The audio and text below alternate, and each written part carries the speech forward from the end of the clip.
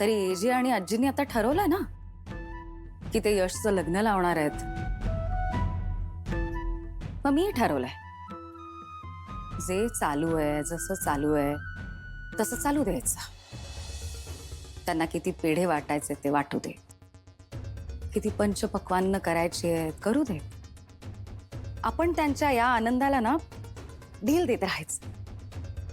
ऐन मुहूर्ताच्या वेळी मी काय करते आणि त्यांना कसं तोंडावर पाडते ते बघाच तुम्ही.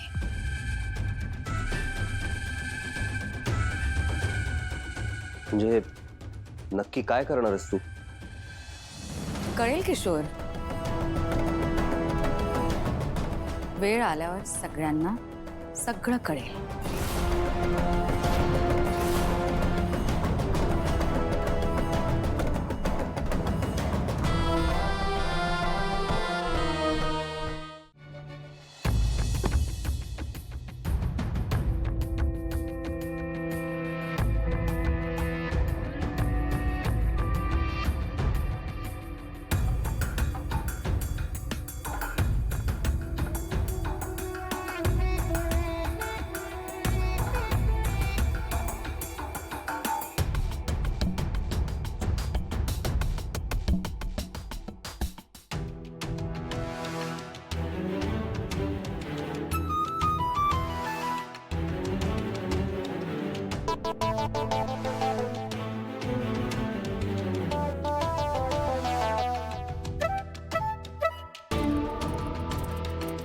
Excuse me.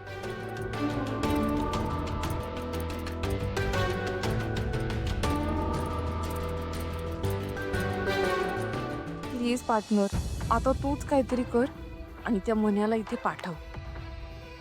जरा ऐकता का?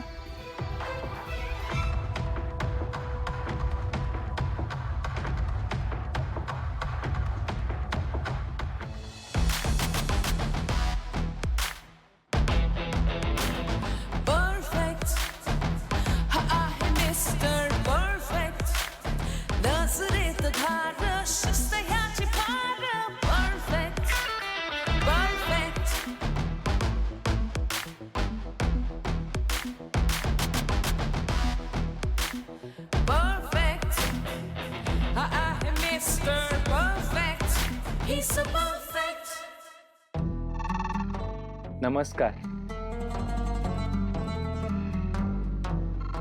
थोड्या चिंतित दिसताय तुम्ही.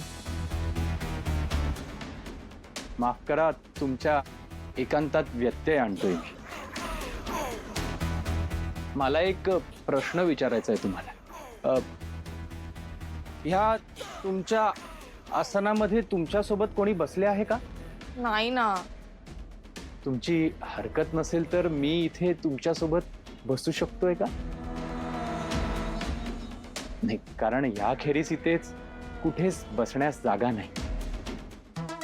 म्हणजे पार्टनरनी माझी प्रार्थना ऐकली? हो, परवानगी काय, बसा ना प्लीज, बसा. या या, पटकन पटकन बसा बसा.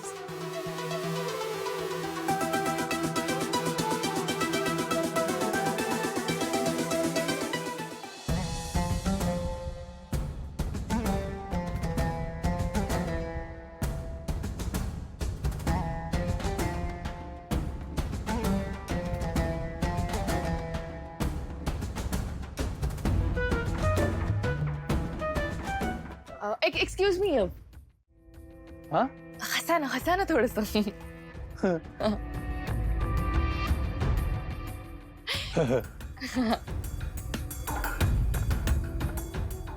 जोरात जोरात हसा ना.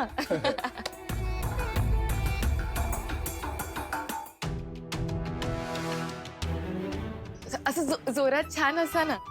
हा? ते कसं हसू मी? म्हणजे मला असं येत नाही हसायला असंच. तुम्ही एक काम करा ना, तुम्ही मला एखादा विनोद सांगा, मग हसेन मी जोरात. विनोद? हो.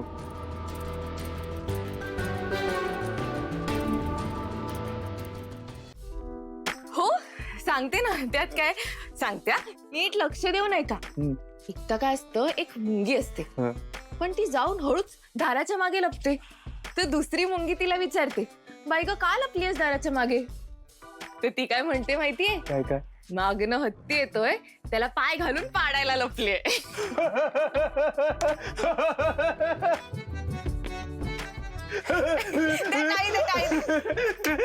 काय सॉलिड जोक करता हो तुम्ही.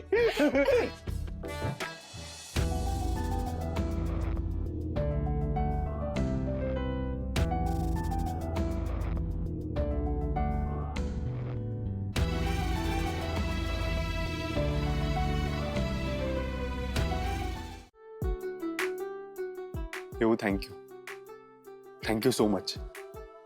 तुम्हाला माफ केलंस त्यासाठी खरंच थँक्यू. नाहीतर मला असं वाटलं होतं की आपण परत कधीच भेटणार नाही. असं कसं होईल यश? नाही म्हणजे खरं तर सगळी चूक माझीच आहे. मी सिच्युएशन समजून न घेता उगाच सगळा राग तुझ्यावर काढला. आय प्रॉमिस यश, मी असं परत कधीच नाही वागणार. I am sorry. येऊ प्लीज, तू सॉरी म्हणू नकोस. आपण पार्टनर्स आहोत ना. आपल्या मनातलं दुःख राग आपण एकमेकांचीच शेअर करणार ना. सो चल.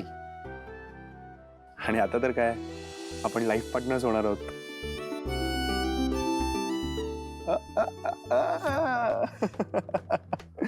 हसी तो फसी. बरं चल, आजीला भेटायला जाऊया. ती मला म्हणाली होती की रेवती आली की माझ्याकडे घेऊन ये. चल.